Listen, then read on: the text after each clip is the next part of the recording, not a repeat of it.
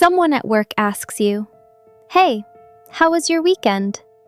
And you say, "Good, it was good." And they say, "Oh, nice," and walk away. And you stand there thinking, "I went to a farmer's market. I tried a new restaurant. I watched 3 episodes of something amazing." But all that came out was, "Good." Today, we fix that for good.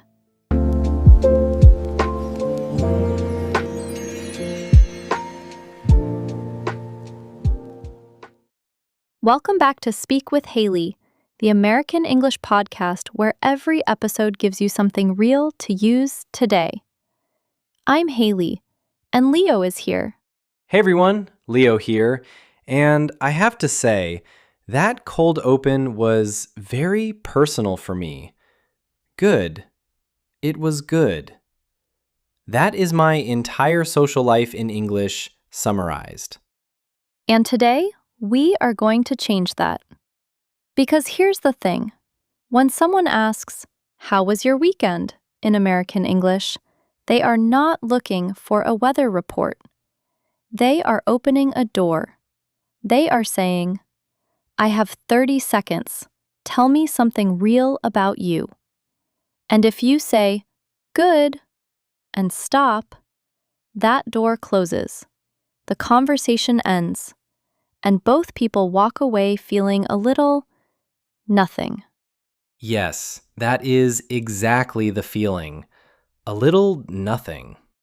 So today, 5 phrases, 1 simple story structure, and by the end of this episode, you will have a 30-second answer to "How was your weekend?"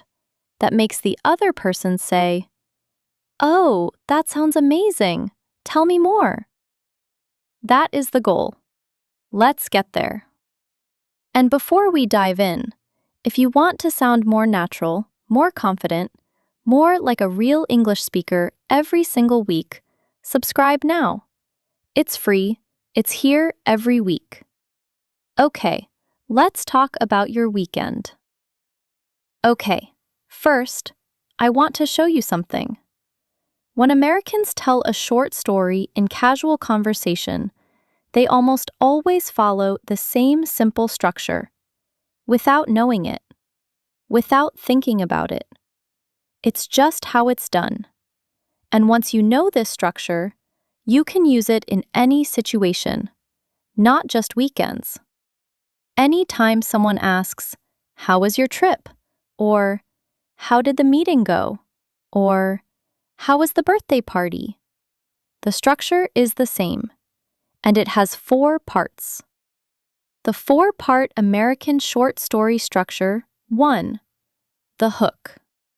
One exciting or surprising sentence to open makes them want to hear more. 2. The context. One sentence of background: where, when, who with. 3. The moment. The thing that actually happened. The interesting part. 4. The feeling. How you felt about it. One sentence. This is what makes it human. 4 parts? That sounds like a lot for "How was your weekend?" It sounds like a lot, but each part is 1 sentence, sometimes less. The whole thing takes 30 seconds. Let me show you. Here's the good version first, the version that kills the conversation. Good. It was good.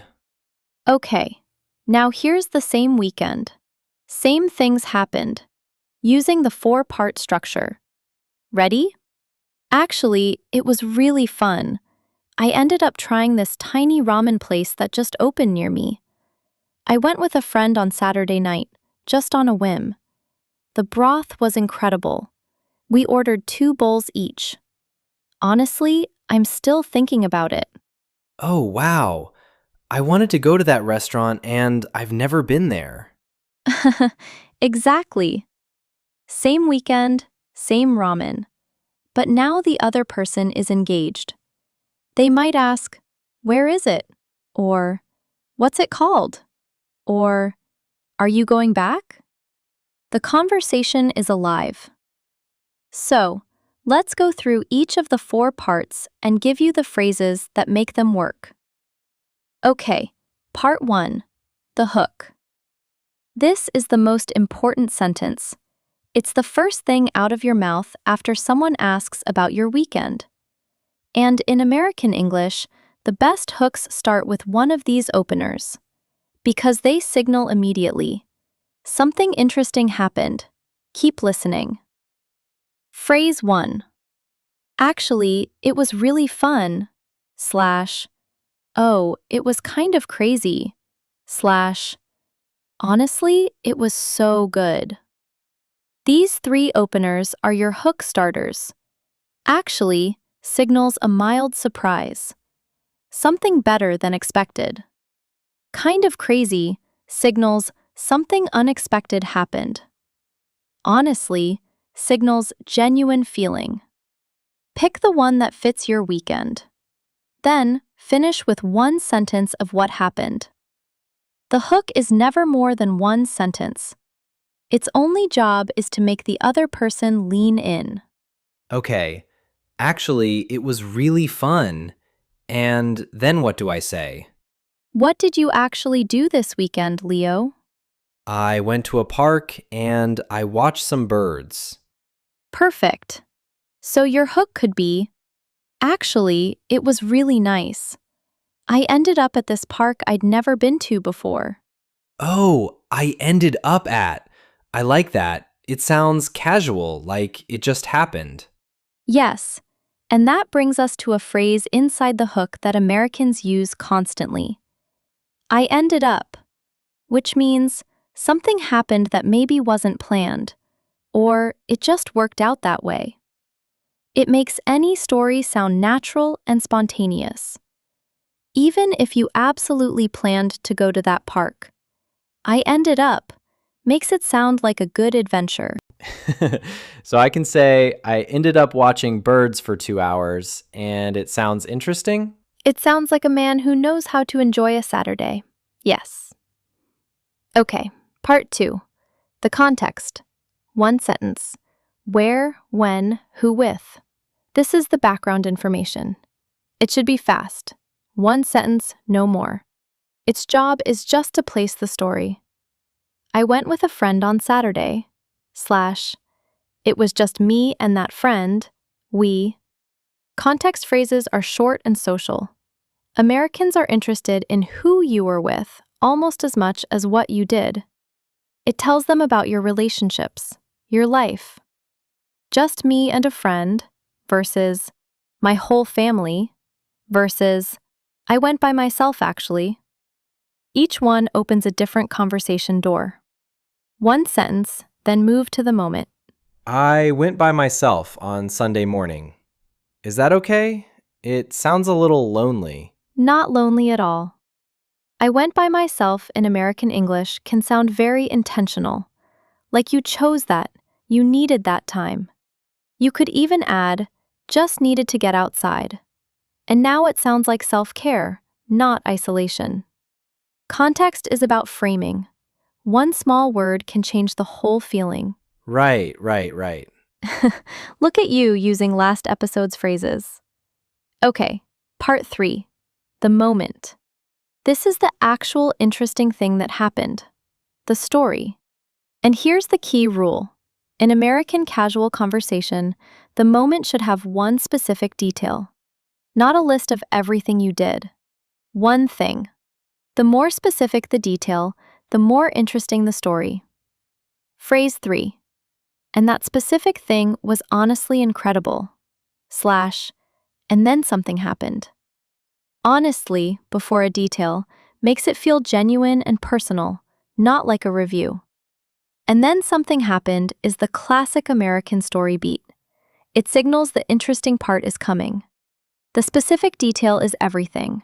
Not, the food was good. The broth was so rich, I literally ordered a second bowl. Specificity equals credibility equals interest.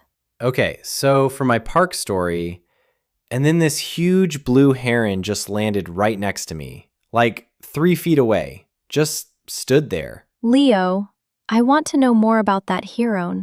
It was a very good moment. See, that is a perfect story moment. Specific, surprising, visual. The other person can picture it. That is what makes a short story work. In any language, but especially in American English, where people love a small, unexpected moment. Okay, part 4. The feeling. This is the most underrated part of a short story in American English. And it's also the easiest. It's just one sentence about how you felt. But here's why it matters. Without the feeling, the story is just a list of events. With the feeling, it becomes something the other person can connect to. And connection is the whole point of small talk. Honestly, I'm still thinking about it. / it was exactly what I needed. / I didn't want it to end. These 3 feeling phrases are the most natural story closers in American English. Honestly, I'm still thinking about it. Warmth and enthusiasm without exaggerating. It was exactly what I needed. Signals you're a person who knows yourself, who was in the right place at the right time. I didn't want it to end. Universal, relatable, and slightly nostalgic. Any of these works for a good weekend, a good meal, a good conversation. Pick the one that feels true, and say it with a small smile in your voice. It was exactly what I needed. I really like that one. It's true. I did need that quiet morning. And the listener hears that. They don't just hear a story about a park, they hear something about you. That you know how to slow down, that you take care of yourself. Small talk in American English is how people learn who you are. And, it was exactly what I needed, teaches them something real. Okay, last phrase. And this one is optional, but it is the phrase that turns a monologue into a real conversation. Phrase 5. What about you? Did you do anything fun? This is the pass back. After you tell your story, you throw the question back. In American small talk, this is the sign of a socially confident person. You shared, now you're curious about them. It takes all the pressure off you and makes the other person feel valued. What about you is the most natural phrasing. Casual, warm, not formal. And now the conversation has 2 people in it, not just one performing for the other. So the whole structure ends with me asking a question? I'm not just telling a story, I'm starting a conversation. Exactly. That is the difference between small talk and real connection. Small talk is an exchange, not a performance. You share, they share. You both leave the conversation feeling a little warmer than before. That is the goal, every time. Okay, now let's put the whole thing together. Leo, tell me about your weekend. Full 4-part story, all in one go. Okay, actually, it was really nice. I ended up at this park I'd never been to before. I went by myself on Sunday morning, just needed to get outside. And then this huge blue heron just landed right next to me, like 3 feet away, just stood there looking at me. Honestly, it was exactly what I needed. What about you? Did you do anything fun?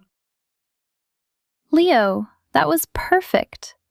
I mean it, that was a real story. I felt like I was at that park with you. The heron helped. The heron always helps. But Leo, that was all you. 4 parts, 5 phrases, 30 seconds. And it was a real conversation. Okay, fast review. I give the story part, you say the phrase type and an example. Listeners at home, say it out loud with Leo. Ready? The hook. First sentence, signal something interesting happened. Actually, it was really fun. I ended up trying this new place near me. The context. One sentence, where, when, who with. I went with a friend on Saturday, just the 2 of us. The moment. One specific detail that makes the story real. And the food was honestly incredible. We ordered 2 bowls each. The feeling. One sentence about how it felt. Honestly, I'm still thinking about it. And the passback. What about you? Did you do anything fun? Beautiful. That is a complete American conversation. 4 parts, 5 phrases, 30 seconds, done. Phrase 1, hook. Oh, kind of crazy. Phrase 2, context. I went with a friend/sister on Sunday. Phrase 3, the moment. And honestly, in that specific detail. Phrase 4, the feeling. It was exactly what I needed. Phrase 5, the passback. What about you? Did you do anything fun? Okay, your turn. And this one is important because this is a skill you are going to use this week. Maybe tomorrow, maybe in an hour. So I want you to practice it right now while the phrases are fresh. Pause this episode. Think about something you did recently. This weekend, last weekend, yesterday, it doesn't matter. Something small is fine. You don't need a heron. And I want you to tell that story out loud.